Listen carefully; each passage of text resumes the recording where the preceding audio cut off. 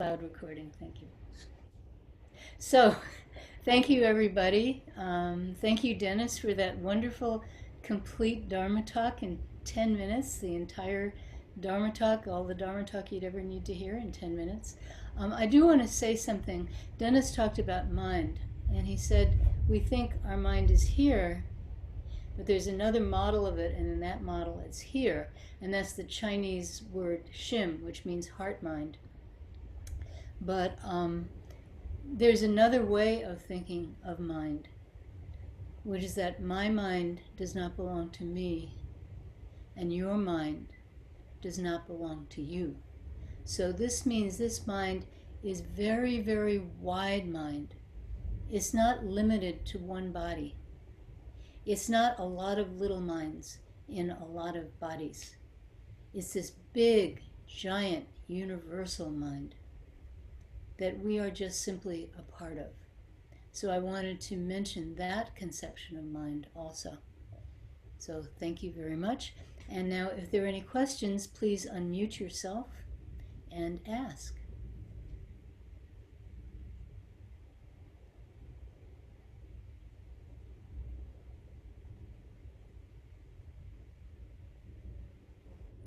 Are we still recording, or do we want to be? We are recording.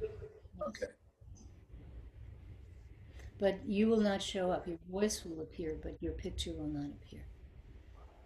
Good morning, Judy, and to everybody. There was a podcast Ian had the other day in his Sit, Bow, and Breathe podcast, I think it was. He had the abbot of a Zen monastery, and the title of the podcast was Wisdom Will Be Reflected in Your Behavior. And the gist of the interview was that this Zen master was saying, you know, I really don't care about, or he said first, excuse me, we tend to emphasize wisdom a lot, and we leave love and compassion a little bit behind. But it's really, he was explaining the other way around. Your wisdom will show in the way that you act and in your love and your compassion. So he emphasized that a lot, and he said something that touched me deeply. He said, it's not about your spiritual experience. It's not about how much Dharma you know. It's really about your behavior. So I'm not sure how I should understand that. I mean, it's clear to me, have a clear mind, act moment to moment, but it made so much sense. It sort of lit a fire under my cushion, you know, to hear that, you know. Don't look for wisdom. Really what you're looking for is love and compassion. So I don't know how to keep following that thought, because it made a lot, or not that thought, that conception of what our practice should be. I don't know if you can give me some guidance of how to follow those words, because they made a lot of sense to me. Yeah, so wisdom is not important. And love is not important. And compassion is not important. What you do is what's important. So your compassion is not how you feel. It's not, oh, I feel so compassionate. Your compassion is how do you act. So it's not that your wisdom or your love or your compassion are reflected in your behavior. It's that your behavior is the manifestation of what we call wisdom, what we call love, what we call compassion. They're not separate. So you act, and then your wisdom is immediately apparent to everyone else. Your love is immediately apparent to everyone else. Your compassion is immediately apparent. It's not how you feel. It's not what you think. It's what do you do. So yeah, he's completely correct, except he didn't even take it far enough, you know? So the idea, you know, a lot of people have this idea of, you know, you're supposed to feel something. It doesn't matter what you feel. That's completely irrelevant. Or you're supposed to, like, be brilliant. I love this Roxette story because, you know, the guy was an idiot, but so what? You know, what do you do in your life? As you said, Max, moment by moment by moment by moment. That's the point. So thank you very much for reminding all of us And if you don't know the Sit, Breathe, Bow podcast, it's really interesting. This guy, Ian Mayer, who lives at Cambridge Zen Center, and he interviews people not just from our school, but from many, many Buddhist traditions. And a lot of them are just really cool people, and it's really worth looking up. So thank you very much. Are there any other questions?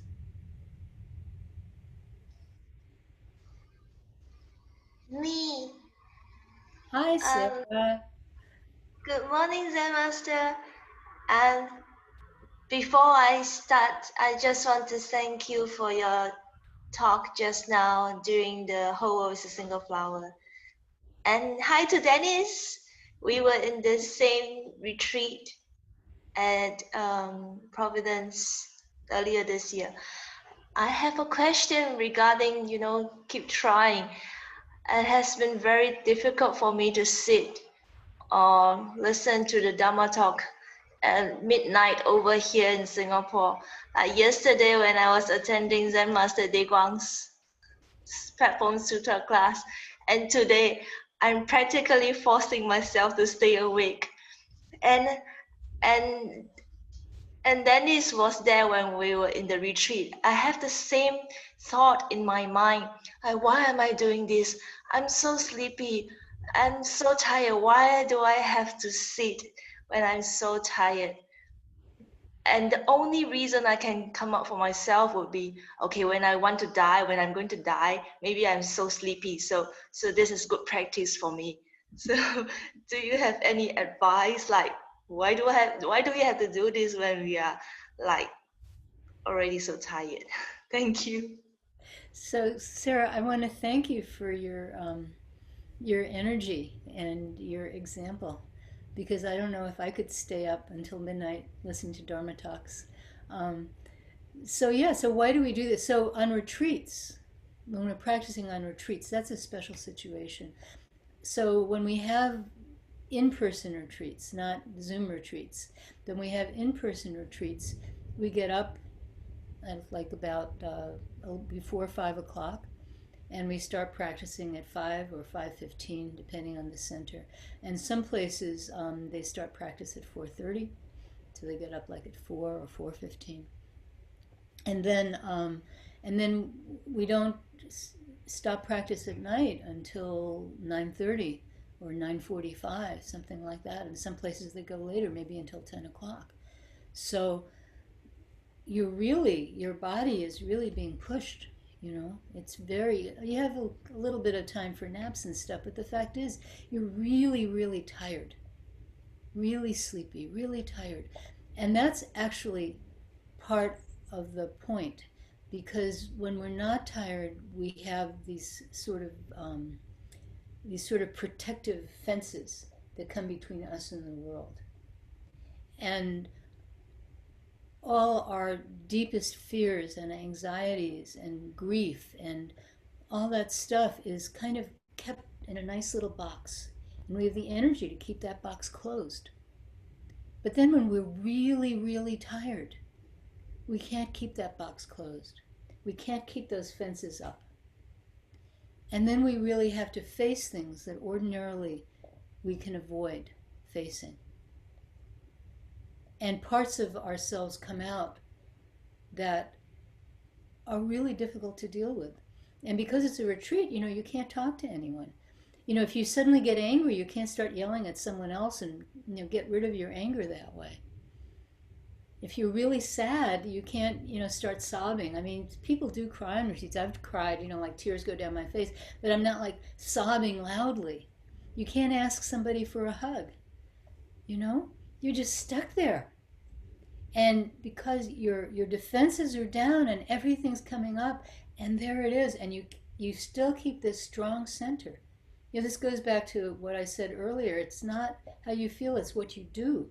So all these feelings are coming up, and yet you're learning something. You're learning that they don't have to push you around. That you can be sitting there, or you can be bowing, or you can be chanting, or you can be on work period, doing whatever needs to be done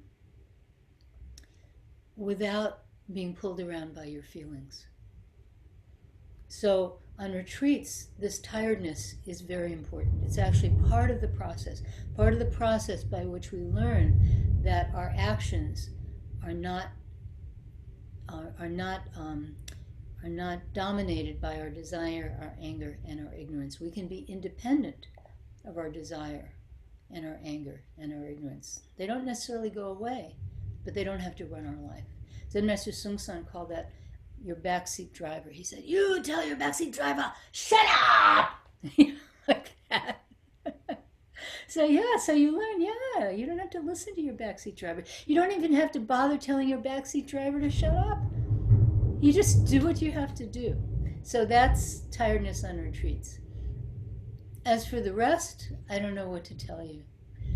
I have to tell you, I've been invited to give a talk in Korea in December, and it's going to be 5 a.m. my time. And I've been thinking, like, how can I love Kathy so much, and she's invited me to do this, and how can I tell her I'm an old lady, and I don't know if I can function that well and give a Dharma talk that early in the morning. But Sarah, I'm going to tell Kathy yes, because if you can stay up till midnight to listen to me, I can talk to Korea at 5 a.m. So thank you very much. Yeah, everybody in the rest of our lives, we have to figure out how we live our lives. Some people can go without sleep, some people cannot go without sleep. So in the rest of our lives, we have to figure out. And one more thing, Sarah, you talked about try. It's not about try, it's about do. And I think you know that because you do. You're not trying to stay awake. You are awake. I'm looking at you. You're very awake, So it's not about try. We have this saying, try for 10,000 years nonstop. But it's really do for 10,000 years nonstop. Because trying creates this like separation, But do, that's exactly 100%. That's what we need to do. So thank you, Sarah, for your question. Are there any other questions?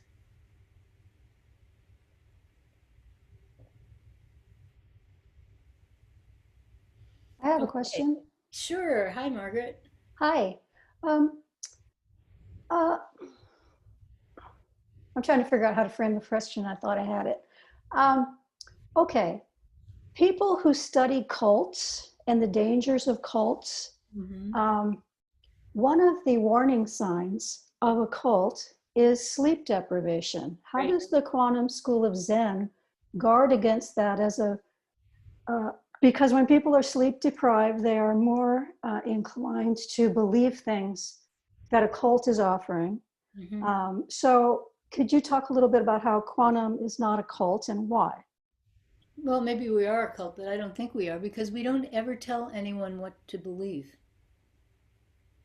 In a cult, you're sleep deprived, and then they tell you, go onto this corner and beg. Give us all your money. You must believe this, and this. You must believe that the world is dominated by lizard people who are eating babies and drinking their blood, and Donald Trump will save us from them. That's the QAnon theory, right? So that a cult tells you what to believe. It tells you to believe that a certain person is like the Messiah, or that a certain group, if you give them all your money, you'll be saved, or that you have to give away your life, your family, your friends, and you must go entirely inside the cult. So the cult tries to direct your life. Quantum School of Zen does not direct your life. You may decide to be a monk or a nun, but that's your decision. No one told you to do that. And if you don't want to do that, no one's going to tell you to do that.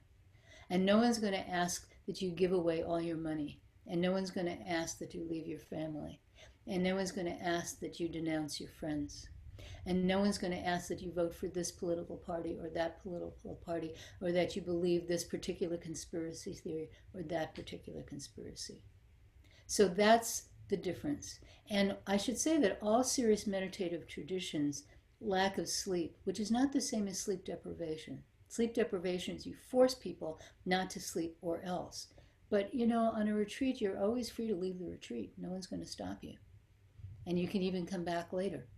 So if you look at the Catholic monastic tradition, which is the other big one that I know about, or any other kind, well, in Jewish tradition, they were always staying up all night studying the Torah. That's sleep deprivation, you know? So the lack of sleep, as I said, is very important for our defenses to come down. But then the question is, how does the community use this lack of sleep? And we don't use it to force anybody into anything that they wouldn't otherwise do. So that's the difference. Yeah, a long time ago, Stan asked Zen Master Sung-san, what's the difference between Zen and the army? Because, you know, it's all this, you know, you have to do everything together and stuff like that. What's the difference between Zen and the army? So yours is a similar question. And the question is, how do you use whatever the technique is, whether it's together action or whether it's lack of sleep, how do you use that particular situation? How do you use that particular technique? So thank you for your question. Yeah, my parents were terribly afraid that I was in a cult. They were really worried about it. Yeah. And so Zen Master Sung-san, he told me, every time you sit a retreat, you call your mother afterwards, because she was the one who was worried. You call your mother afterwards and say, Mom, I just had a retreat, and, you know, I just wanted to call you because I love you so much. And then she stopped worrying that I was in a cult. So, okay, are there any other questions?